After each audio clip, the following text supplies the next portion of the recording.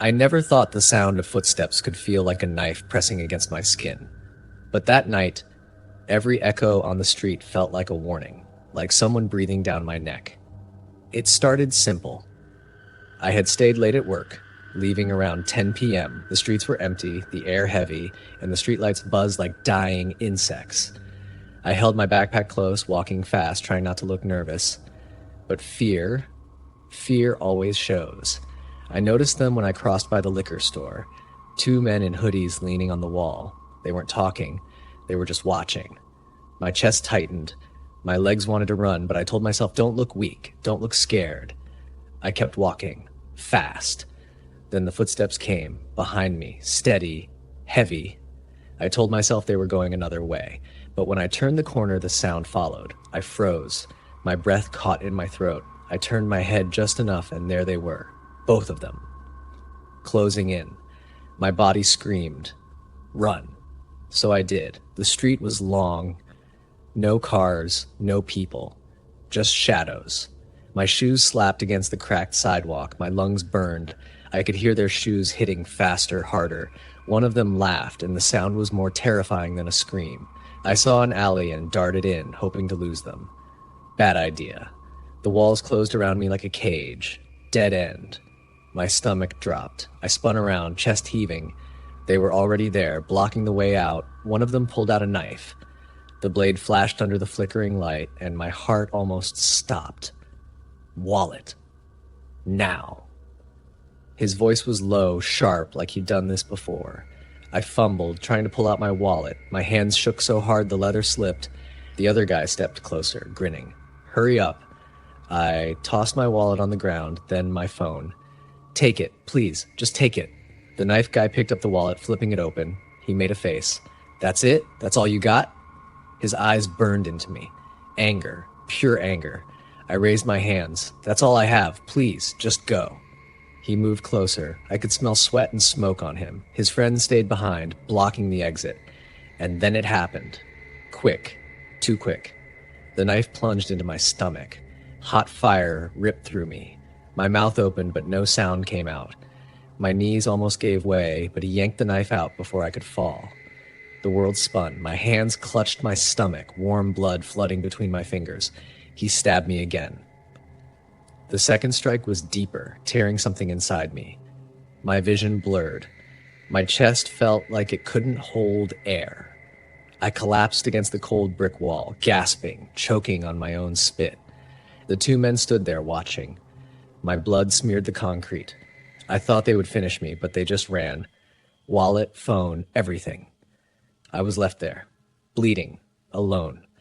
My mind screamed, get up, get help, don't die here. I pushed my hand against the wounds, shaking so hard I thought my bones would snap.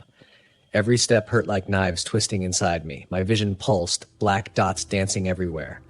I staggered out of the alley. The street was still empty. My legs wobbled, weak. I fell once, face scraping the pavement. The pain was blinding, but I forced myself up. I saw a house at the corner, lights on. Hope. I stumbled across the road, each step a battle.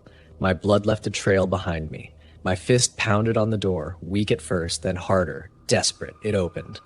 A man in his 40s stood there, shocked, eyes wide. His face went pale when he saw me clutching my stomach. They stabbed. Help! I gasped, collapsing halfway into his doorway. He caught me before I hit the ground. Jesus Christ! Stay with me! I felt him press towels against my wounds. The pressure made me scream, but it was the only thing keeping me alive. I could hear his wife calling 911, her voice shaking, words broken. Time stretched. My body felt like ice, yet fire burned inside me. I kept fading, slipping away. I thought about my family, about never seeing them again. That hurt more than the knives. The sirens came faint at first, then louder, closer. Red and blue lights painted the walls. Paramedics rushed in, voices fast and sharp. Hands lifted me, strapped me down, needles, masks, shouts. The world tilted, fading in and out. In the ambulance, one paramedic leaned close. Stay awake. You hear me? Look at me. I tried. My eyes kept closing. My chest was heavy, my body screaming to give up. But something inside me, something stubborn, refused. I won't die. Not like this. Not here. I clung to that thought like it was my last rope. When I woke again, I was in a hospital bed. White walls, beeping machines, pain everywhere. But I was alive. My mom was there, tears streaming down her face, holding my hand like she'd never let go. "You're safe," she whispered, voice trembling. "You're safe." The doctors told me I was lucky. Both stabs had missed my heart by inches. One cut deep into my stomach, but not enough to kill me. They said most people don't make it out from wounds like that. But I did. For weeks, I lay there, healing. Every movement was pain, but every sunrise felt like a gift. I remembered the faces of those men, their laughter, their eyes. I knew I'd never forget. Even now, when I walk down a street at night, my heart races. Every step behind me feels like danger. Every shadow feels alive. But I also remember something else. The fight inside me. The part that screamed, "Keep going." They tried to kill me. They stabbed me twice, but I survived. And that survival, the agony, the blood, the terror, changed me forever.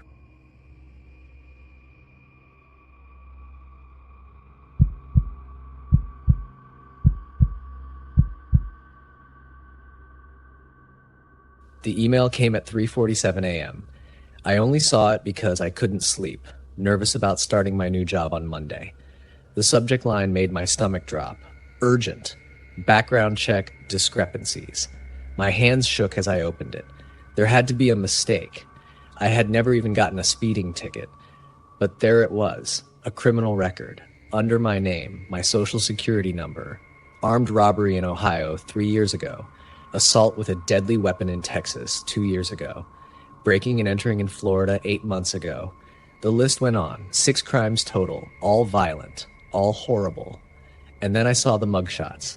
It was my face. Not similar. Not close. Exactly my face. Same scar above my left eyebrow from when I fell off my bike at age 9. Same slightly crooked nose, same small mole on my right cheek. Even the same tiny gap between my front teeth. I ran to the bathroom and threw up. When I could breathe again, I called the background check company. The automated message said they were closed until Monday. I called the police. They told me to file a report online for identity theft. I tried to explain that this was different, that someone looked exactly like me, but the officer sounded bored and repeated the same instructions. I didn't sleep. I couldn't eat. I spent the whole weekend staring at those mugshots, comparing them to my own reflection. How was this possible? Did I have a twin my parents never told me about? Was I losing my mind? Monday morning, I got the call. The job offer was withdrawn. They couldn't hire someone with a violent criminal history. I tried to explain, but the HR woman's voice was cold and final. She had already moved on to other candidates. I decided to find out who this person was myself. The first crime happened in Cleveland. I bought a bus ticket that same day. The address from the police report led me to a rundown apartment building. I knocked on every door until an old woman on the 3rd floor recognized the mugshot. "Oh, him," she said, squinting at the photo. "He moved out months ago. Quiet guy.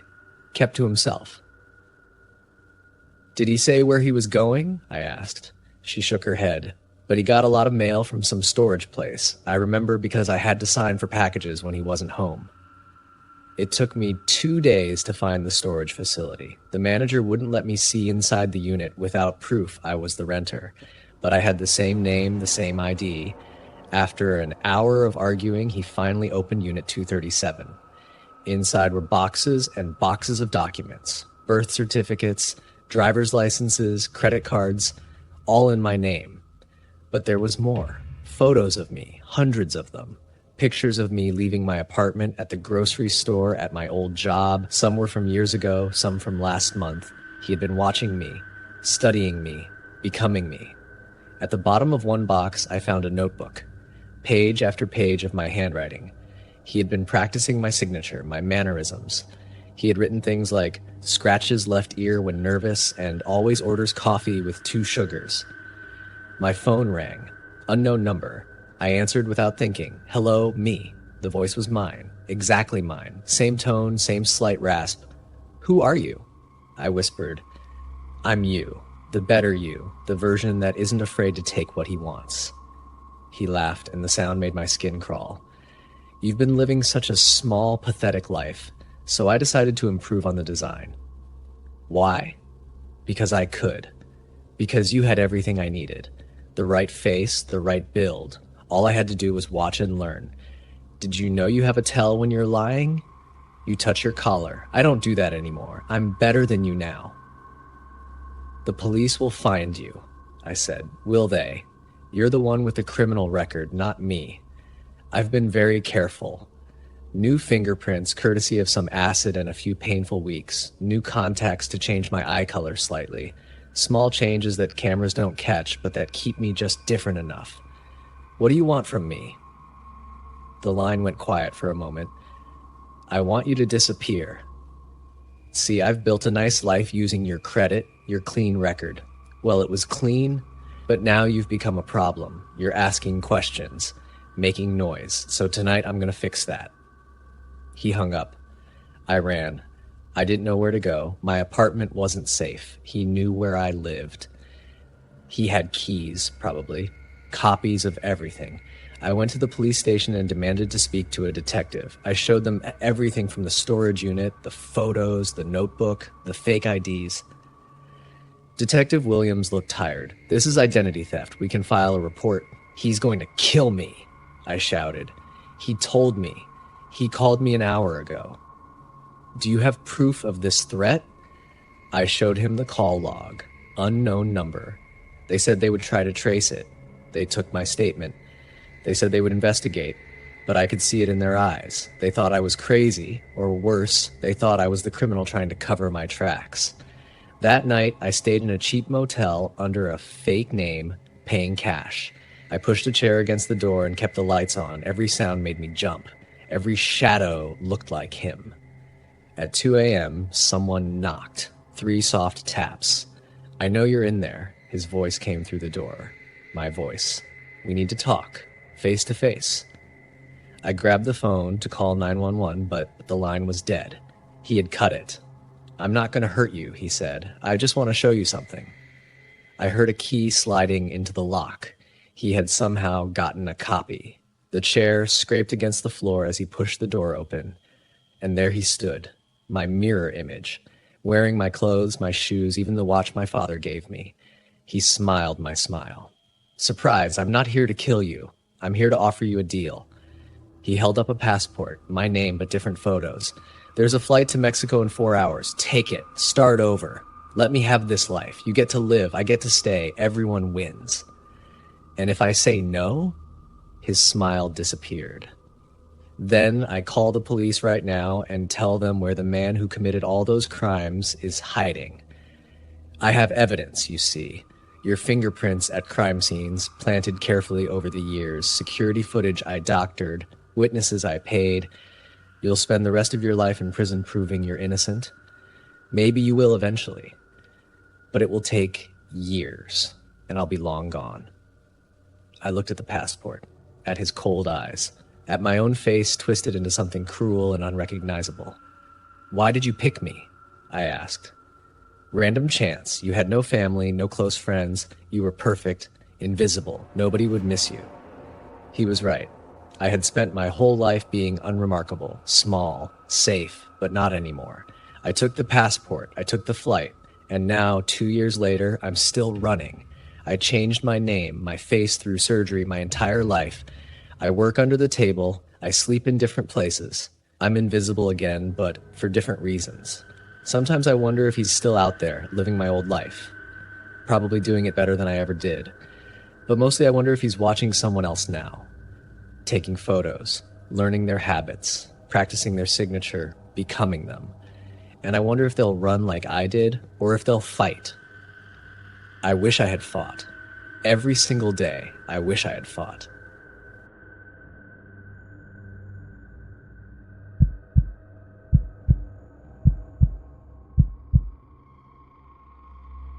The knocking started just after midnight, a few sharp raps that pulled me from sleep like a hook in my chest.